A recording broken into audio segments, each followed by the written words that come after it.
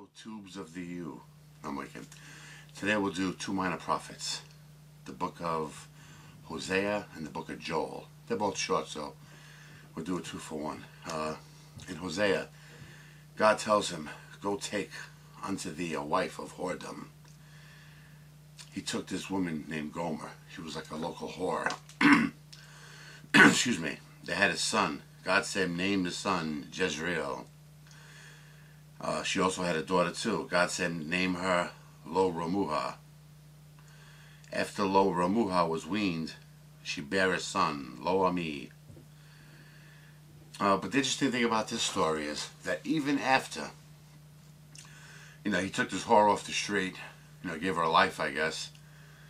And they had kids together. She still went back to her ways, flaunting around with men, and she even ran away from the home, I guess, and she somehow wound up in a bad situation.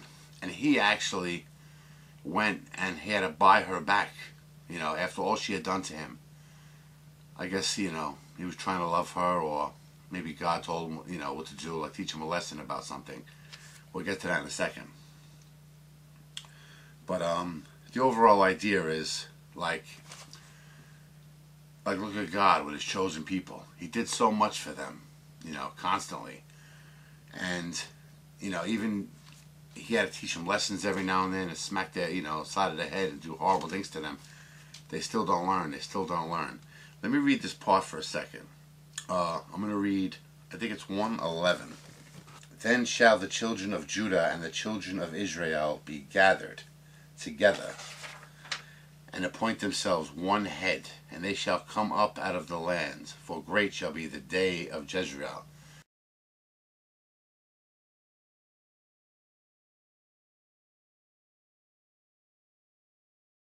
The book of Joel starts off with a warning that the people are going to lose it all and pay for their sins. He speaks of it. Joel describes it as the day of the Lord, because it's going to be like the darkest day these people ever saw, and it's coming for them.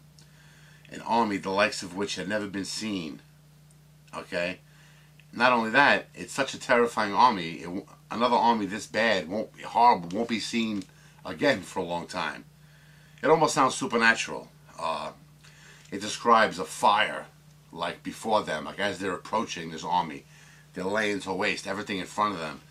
And as they're coming forward, everything behind them is is destroyed.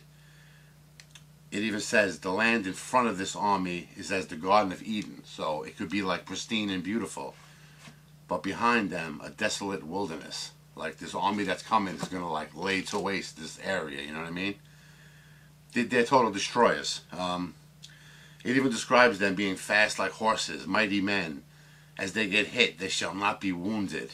That's weird too. It's like, well, what is this army? Climbing walls, the earth is quaking. It's pretty scary stuff. Like, you imagine hearing something like that, like these people they're gonna come attack you.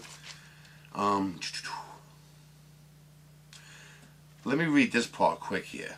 It's Joel 2:30 and 31. And I will shew wonders in the heavens and the earth, blood and fire and pillars of smoke. The sun shall be turned into darkness, and the moon into blood, before the great and terrible day of the Lord cometh. It says come. I just added the cometh. You can see that freaking people out. Hopefully, some people would have turned to God right there, right? And again, God promises to return to the people. He even says, anybody that calls out my name, like before this incident, like he'll take care of you. So these two books are kind of cool.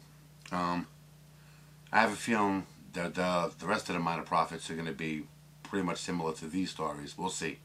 Anyway, see ya.